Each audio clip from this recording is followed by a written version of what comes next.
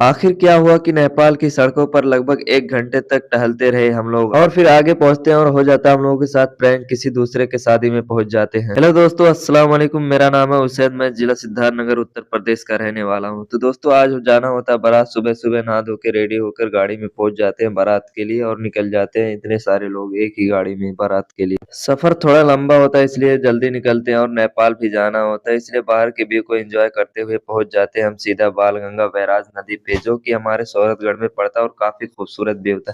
यहाँ से निकलने के बाद पहुंच जाते हैं टोल प्लाजा। यहाँ पे हमारी गाड़ी कुछ देर रुकती है, उसके बाद फिर निकल जाते हैं हम लोग। निकलने के बाद परसा रेलवे क्रॉसिंग पे पहुंच जाते हैं, वहाँ भी 1-2 सेकंड रुकते हैं, फिर निकल जाते हैं और सीधा पहुंच जाते हैं बढ़नी। बढ़नी पहुंचने के बाद यहाँ से फिर इंडो नेपाल बॉर्डर पे पहुंच जाते हैं और बॉर्डर पे रुककर हम थोड़ी देर पैदल चलते हैं। उसके बाद हमें आगे कराना होता है गाड़ी का भंसार यानी परमिट कराना होता है, जो कि आप नेपाल के अंदर जा रहे हैं तो आपको ये कराना बहुत ही ज़रूरी होता है। ऐसे धीरे-धीरे करके सारी गाड़ियाँ आ जाती हैं और सारे लोग बाहर आ जाते हैं और मैं भी थोड़ा पानी वगैरह पी लेते हैं। उसके बाद देखते हैं कि टाइम ज़्यादा हो रहा था तो पास के एक स्कूल में चले जाते हैं थोड़ा घूमने के लिए। इतने सारे लोग हमारे साथ देख सकते हो, इतने सारे लोग हम चले जाते हैं। पास में एक मदरसा होता है, काफ़ी पुराना होता है, तो वहाँ चले जाते हैं घूमने के लिए। ये रहा वो मदरसा, मदरसा सिराजुल उलूम संडे नगर। वहाँ से घूमने के बाद फिर आते हैं तो रास्ते में मिल जाता है एक छोटा-सा पार्क। वापस आ जाते हैं, तब तक देखते हैं भंसार नहीं हुआ होता है। आधे घंटे से ऊपर हो गया, अभी भंसार नहीं बना है। यही होता है, दिक्कत होता है नेपाल में। अगर बारात आते हैं तो यही भंसार कराने में ही पूरा टाइम निकल जाता है, इसलिए हम लोग बहुत पहले निकले थे। लेकिन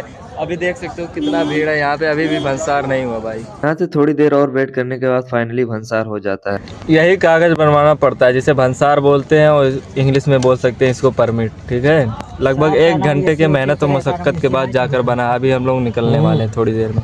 यहाँ से फाइनली हम लोग निकल जाते हैं और यहाँ से काफ़ी करीब होता है बारात जहाँ जाना होता है, हमें ज़्यादा टाइम नहीं लगता है। फिर भी हम आगे जाकर रास्ता थोड़ा-सा भटक जाते हैं, लेकिन फिर यू टर्न लेते हैं और सीधा चले जाते हैं उसी रोड पे। उसके बाद रास्ते में हम लोगों को दिख जाता है एक टेंट। सभी लोग बोलते हैं ये टेंट है और हो जाता है हम लोगों के साथ प्रैंक, लेकिन वो टेंट नहीं होता। और यहाँ से फाइनली हम लोग अपने डेस्टिनेशन पे पहुँच जाते हैं और फाइनली हम लोग बारात में एंटर कर जाते हैं। और यहाँ पर पहुँचने के बाद हमें पानी पीने के लिए बोल दिया जाता है और हम लोग बिस्मिल्लाह कर देते हैं और पानी पी लेते हैं। पानी पीने के बाद चले जाते हैं सीधा फ्रूट कॉर्नर के पास और वहाँ से थोड़ा फ्रूट खा लेते हैं और उसके बाद थोड़ी देर इंतजार करते हैं। फिर निकाह पढ़ा दिया जाता है और निकाह कंप्लीट होने के बाद निकाह का सुन्नी लेते हैं, खाते हैं। उसके बाद फिर चले जाते हैं सीधा खाने की तरफ और यहाँ से अल्हम्दुलिल्लाह हम लोग खाना खा लेते हैं और माशाल्लाह खाना काफ़ी बढ़िया बना था। उसके बाद यहाँ बारी आती है भाई पान की। यहाँ से उसके बाद ले लेते हैं पान और फिर निकल जाते हैं सीधा घर की तरफ हम लोग। जितने लोग हम साथ में गए थे उतने ही लोग साथ में वापस आ रहे हैं। उम्मीद है आपको ये ब्लॉग पसंद आया होगा। अगर ब्लॉग पसंद आया है तो अगर चैनल पर नए हैं तो सब्सक्राइब ज़रूर करें। अगर इंस्टा या फ़ेसबुक पे देख रहे हैं तो